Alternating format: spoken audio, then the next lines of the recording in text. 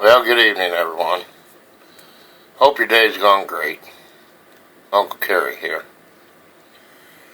Tonight I'd like to speak a little bit about sovereignty. Sovereign, the meaning of the word is so over reigns, which simply means that you're in control of the reins. When the Constitution was drafted, it gave us a republic, not a democracy, as they claim now. This republic gave us our sovereignty,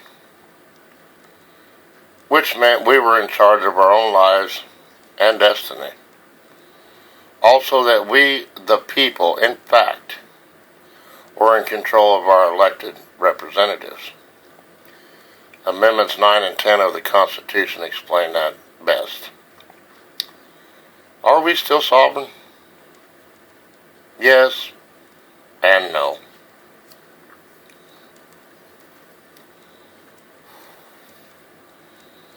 Under the Constitution, we are still sovereign citizens of our individual state.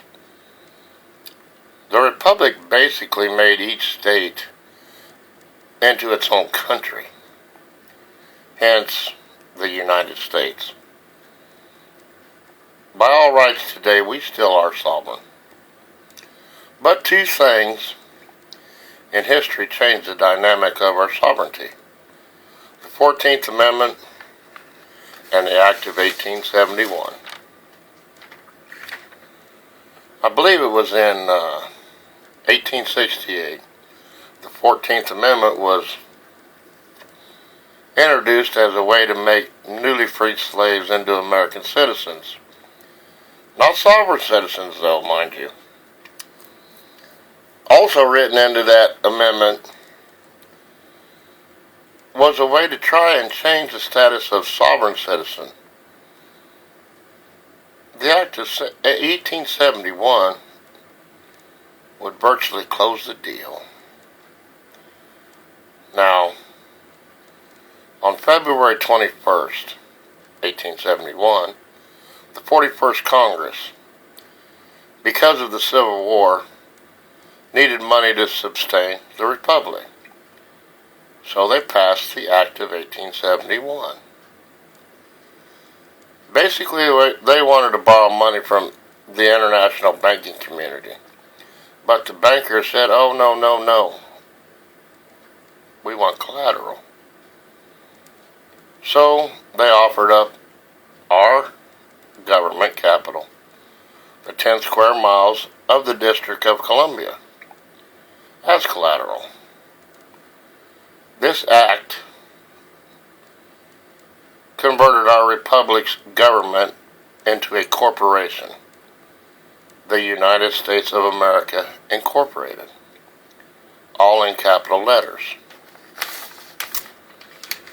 which in turn made the government no longer accountable to the sovereign citizens. That 10 square mile property of ours would now be only accountable to the banks and the kings and queens that ran them. Well, after a while, the corporation, under the wording of the 14th Amendment, figured out a way to illegally force sovereign citizens into contractual second-class servants of the corporation. That was done by income tax, social security numbers, driver's license, and so on. Why? Because the Act of 1871 was only to have authority over the 10 square miles of the District of Columbia, and never to infringe on the Republic and its citizens. But that would never be enough for the international bankers or the corporation, for that matter. So through loopholes of corruption, our sovereignty was compromised.